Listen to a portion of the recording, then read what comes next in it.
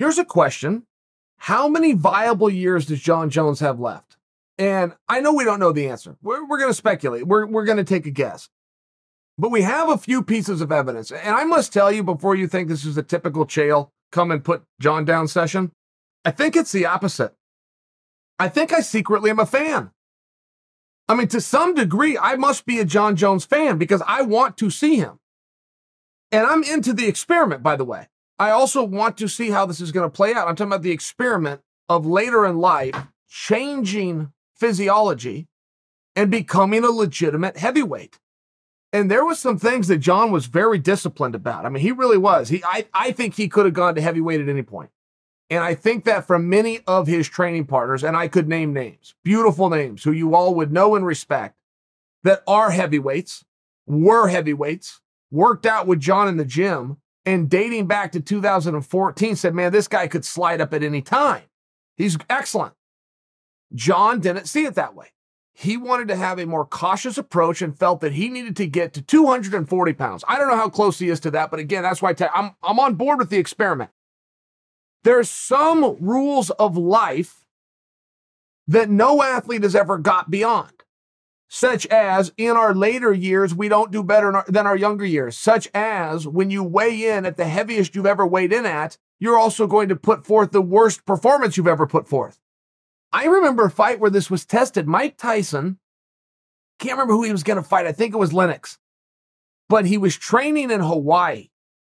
And people were ripping up their tickets and throwing it in the air. They bet on Tyson. They're saying it's over. And I remember seeing this, and I was a young kid at the time. I didn't understand it. What's the big deal that he's training in Hawaii? And people were saying, how much training do you think he's getting in if he's out in Hawaii, where it's beautiful and fun, and the sand and the surf? I didn't get it all. Why could he not train in Hawaii? Mike gets to the scale. He was the heaviest he ever weighed in at. A prime Mike Tyson was 220 pounds, and he could be north or south of that, 218 to 222, but right, that 220. He came in about 238, 241, something like this. He didn't look like Mike Tyson, and sure enough, all those people that predicted how much training can he get done in Hawaii were right.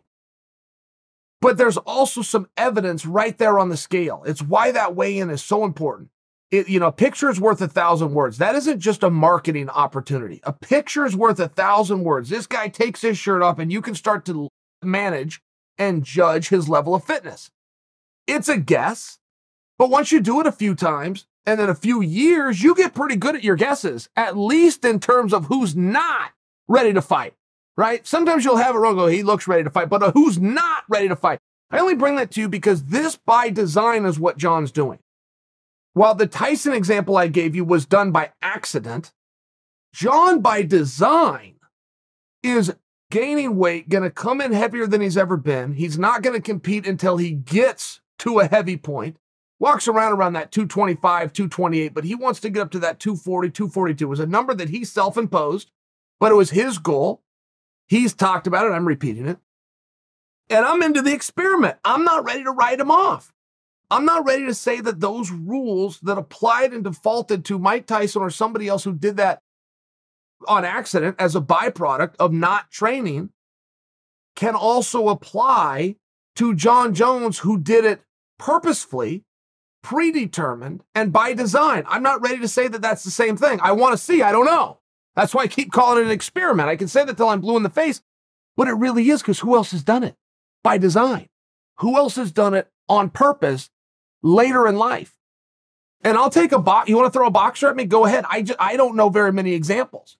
And many people have brought up Evander Holyfield, who used to fight in the lighter divisions. But when you go up to heavyweight and you get all juiced up like he did, that's a different weight. That's a very different weight than what a guy in the USADA pool is going to bring on. A guy that's lifting super heavy, cutting down on his workout so he doesn't burn too many calories, eating more food. I mean, there's something cool about this that I really do want to see. And it's going to be very obvious when it's done. When it's all done, this is going to be very obviously a great idea or a disaster, but we're not going to know till it's over. As soon as it's over, we're all going to talk about, well, of course, this was obvious. And look, but no, it's not. It's not obvious, because a lot of the rules that would apply to other people have never applied to Jon Jones. Jon has gotten away with stuff. Jon has performed at a higher level. Give you an example. We know that we don't get better at something by not doing it, right? Human nature. We know that for sure. Basic logic. Okay.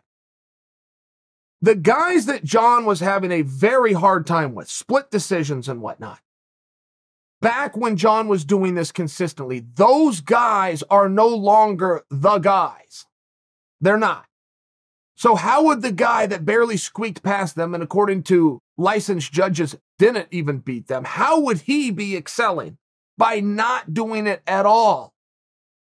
Again, not a rule that we can necessarily apply to Jon because many rules don't apply to him. He's a rare talent, very rare talent. And he's very determined. I heard Rashad talking about him. Rashad was talking about him today, and Rashad was complimenting the IQ of Jon Jones, how good his fight IQ is. I would not argue with the Hall of Famer Rashad Evans, but I've never seen that. I was a little surprised to hear Rashad say that. Doesn't make Rashad wrong. Doesn't even mean I disagree with him. I was just surprised. I haven't seen a big fight IQ. I have seen a tremendous talent. And I remember in my own career, I used to push back on the idea of game planning. How am I going to game plan? By example, if I see an opponent who is wide open for a spinning wheel kick, but I don't possess that weapon, what's the difference? I have my skills, of which I have displayed for over a decade on television, meaning something, they got tape. They can go study me. They can go watch. We're not disguising anything here. So what is the point in game planning? Touch him more than he touches you. Make sure that your level of fitness and your conditioning is of such that you can be there at the end of the night should you reach the end of the night in a worst case scenario. It was very basic. And I don't know what IQ that Jon is bringing to the ring. I know what talent. I know what reach. I know what incredible skills and ability with all of the elbows and the knees and even the unique oblique kicks, by example. I mean, Jon Jones has been in fights where it's tough for Joe Rogan to tell the audience what he's doing because Jon's making things up. What about the night that he fought Glover Teixeira? And within 30 seconds of the fight, Jon just grabs Glover's arm on their feet and just decides to rip his bicep off his bone.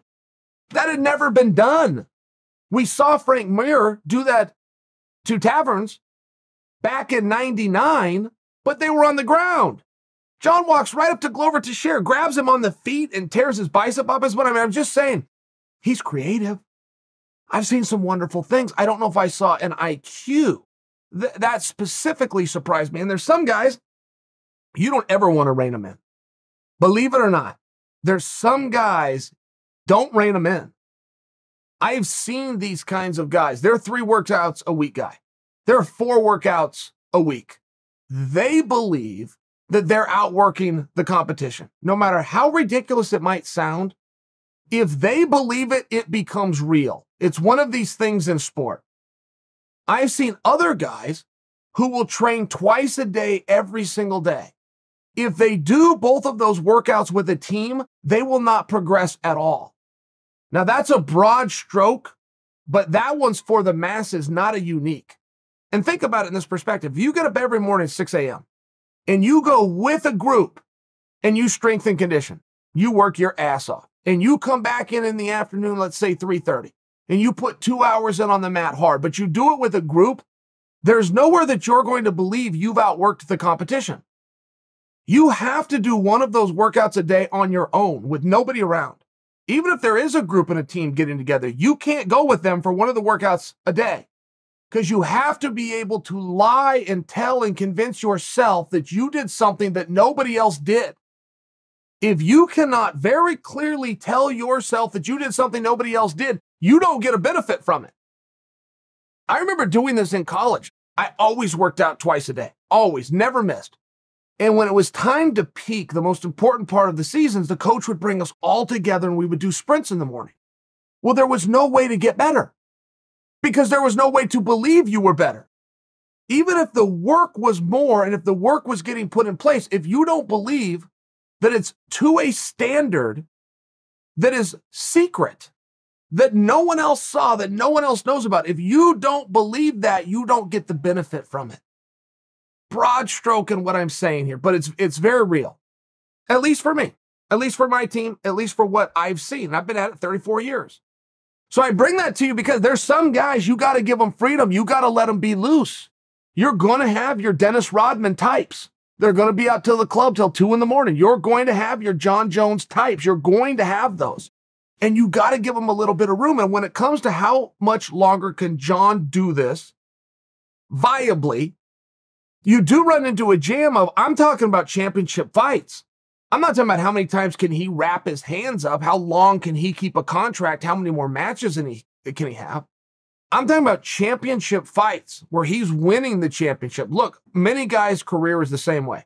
They start off somewhere, they make it to the top. They stay there, but then it goes in reverse. They start working their way back down the card, and then they exit stage left into retirement. There's other fighters that once they get to the top, they'll never go back down the card. They just won't do it. They'll walk away. Michael Spinks comes to mind. Ronda Rousey comes to mind. They don't ever go the other way. Now, that decision is always based on the same thing, which is financial. But when you have Jon midway through his career talking about the financial side, it looks like he's going to be fighting for a paycheck for as many times as somebody's willing to write the check. That's a guess. And who's he go with? He is going to be out for a year in a best case scenario because of the addition of the interim championship. His phone's not, they don't need an opponent for Francis. They already got it. It's down to 2 guys, and neither one of them is named Jon.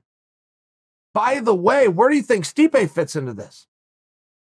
I mean, if anybody deserves, if anybody we know for sure is going to, of course Stipe gets part 3. He's 1-1 with the champ. Of course he gets part 3. Should Stipe fight Jon? Is that something Jon would even be open to doing?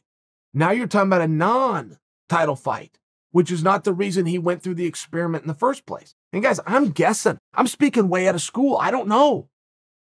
I do not know. I used to have access to Jon's social media where he was pretty open with us. He'd let you know every time he did a workout, which was about 3 times a week. And frankly, they didn't look very hard. But when you're trying to get big and fat, you can't work very hard. But now I've been blocked on social media. So when I tell you I don't know, I really don't know what's going on here. I have not seen any signs from Jon that make it sound as though he's interested in the Stipe fight. And not because he's not interested in Stipe, but because Stipe doesn't have the championship. It looks as though he's championship fights. But what I just laid out for you, and I call it a year, it could be 7 months, it could be 8 months. You get my point.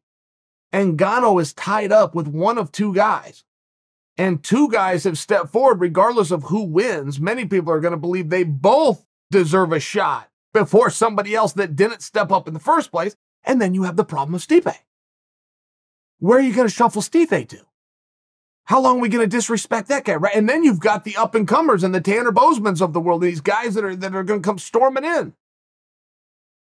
I don't have the answer to the question. I'm asking the question. I'm not answering a question. I'm asking a question. Viability-wise, top-tier-wise, how long does Jon have? And don't forget the risk that he takes if he takes on anybody that isn't the champion. If he takes on anybody that isn't the champion and he isn't overly confident in his skills, which are becoming cold, possibly ice cold, then he's eliminated, never even getting that championship fight in the first place. See the problem?